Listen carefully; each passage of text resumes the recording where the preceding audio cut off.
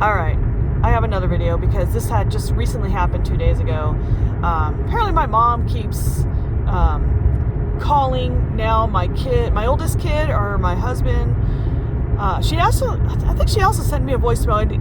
My phone has her blocked, but it still allows people to leave voicemails for some reason. So the last video I had where she actually found my home address. Here's the thing, okay? So she wrote me that letter and I read it in the video. And the funny thing is, in her voicemail prior to her knowing where I live, which I still don't know how she knows that, she had said in the voicemail that, well, your kids aren't getting Christmas gifts or birthday gifts because it's all your fault. I don't know where you live, right? So now she knows where I live, apparently, because she sent me an actual letter. So whose fault is it now? You know where I live. You can send them checks, but you don't. So on Tuesday, I guess she called my oldest kid. Now I get off at 2 p.m. at work, right? So she called, I guess, around 1-ish. And I guess my kid, she wanted to know where I was. And my kid said, I'm at work, but I'm on my way home, like in 15 minutes or whatever it was the time they called.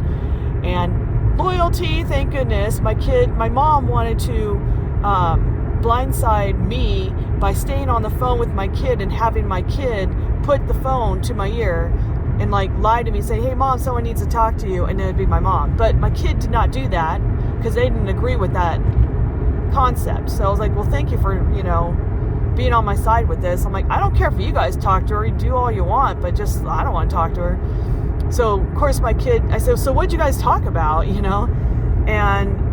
he said, well, Bob to keep saying, why are you mad at me? Why are you mad at me? Why are you treating me like this? I said, well, so what'd you say? He goes, well, I did say I'm mad that you won't give us the money that I equally deserve.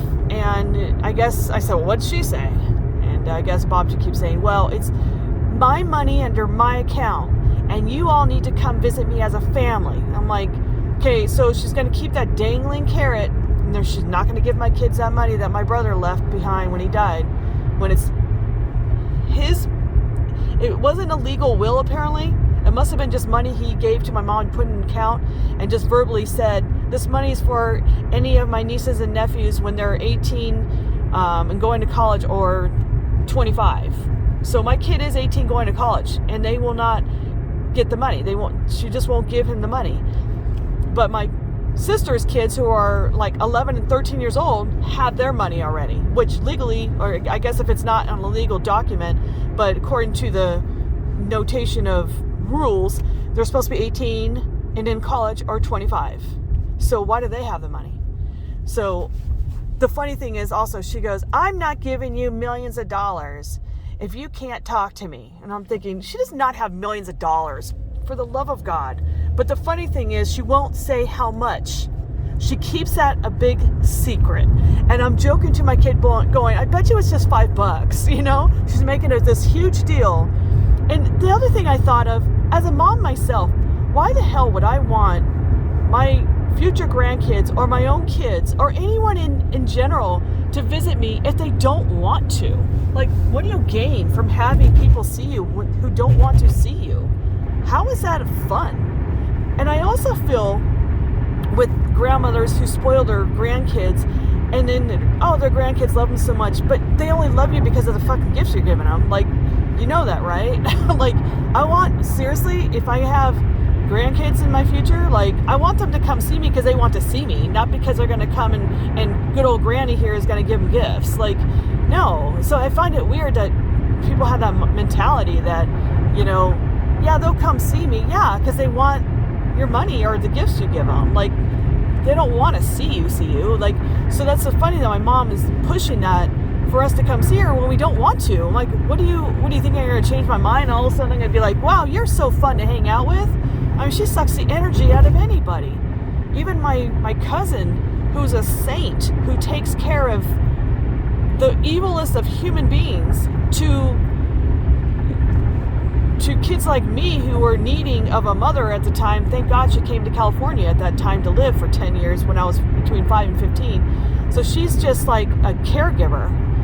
She doesn't have the patience for her aunt, which is my mom. And her mom and my mom are sisters. But she was just like, yeah, a long time ago she said this. Yeah, your mom calls me up and always asks when I'm going to come out and live in California and take care of her. And she's like, I don't think so.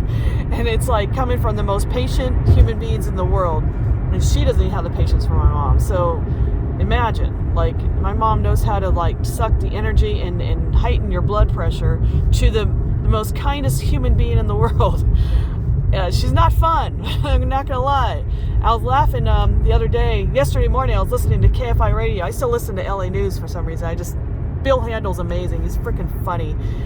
And he was talking about his grandma and how back in the day people had to take care of their elders, and these days we just stick them in homes and forget about them. And he's like, my grandma was evil. She should have been in a home and forgotten. And this one lady, his sidekick, was like, Bill, that's not nice. And he goes, you don't know my grandma. And I was thinking the same thing. You don't know my mom. So when people hear me talk like that, they must think, oh my God, you're so cold-hearted. I'm like, no, you don't know. You don't even know. You don't have that kind of relationship or toxicity like I do. So no. Anyway, that's the update on that, and I will talk to you later. Bye.